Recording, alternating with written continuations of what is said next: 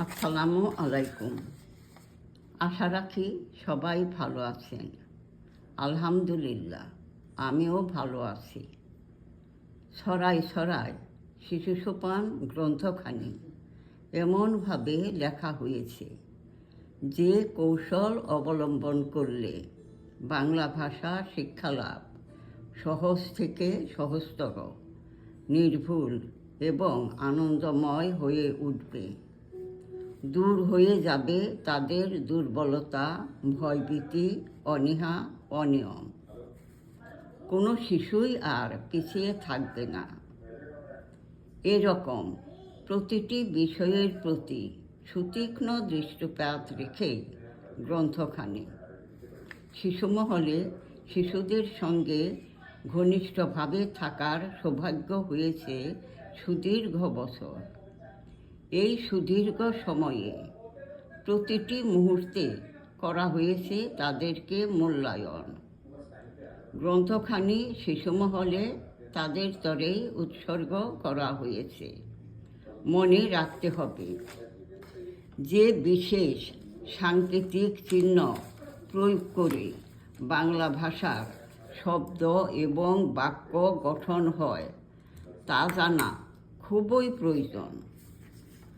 আমি আরও একবার বলছি, যে বিশেষ সাংকেতিক চিহ্ন প্রয়োগ করে বাংলা ভাষার শব্দ এবং বাক্য গঠন হয় তা জানা খুবই প্রয়োজন।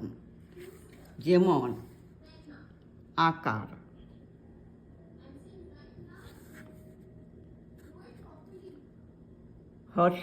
হর্ষ ইকার, দীর্ঘ ইকার, হর্ষ উকার, দীর্ঘ উকার, ঋকার, একার, ঐকার, ওকার, ঔকার, রেপ, হসন্ত, রফলা, জফলা।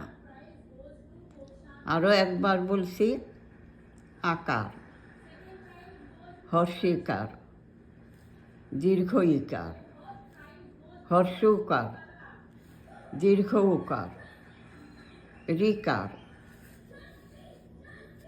একার, ঐকার, ওকার, ঔকার, রেপ, হসন্ত, রফলা, জফলা। এবার আমরা জেনে নিব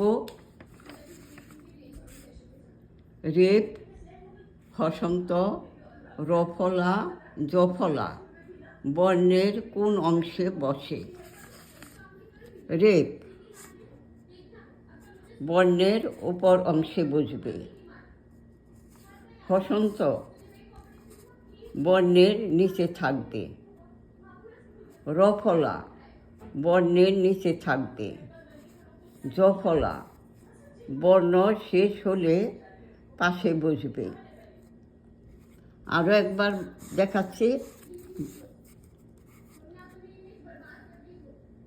রেপ বর্ণের উপর অংশে থাকবে। হসন্ত বর্ণের নিচে বসবে। রফলা বর্ণের নিচে বসবে। জফলা বর্ণ শেষ হলে পাশে বসবে।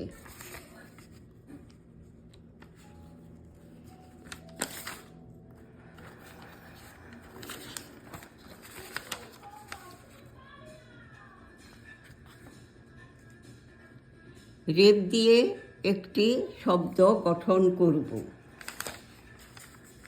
যেমন মর্জিনা। রেপ বর্ণের কোন অংশে বসেছে? কোন বর্ণের? বরিগার্য, উপর অংশে রেপ।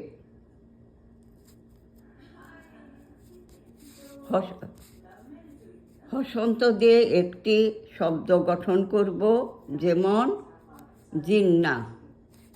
রেপ বর্ণের কোন অংশে বসেছে? কোন বর্ণের?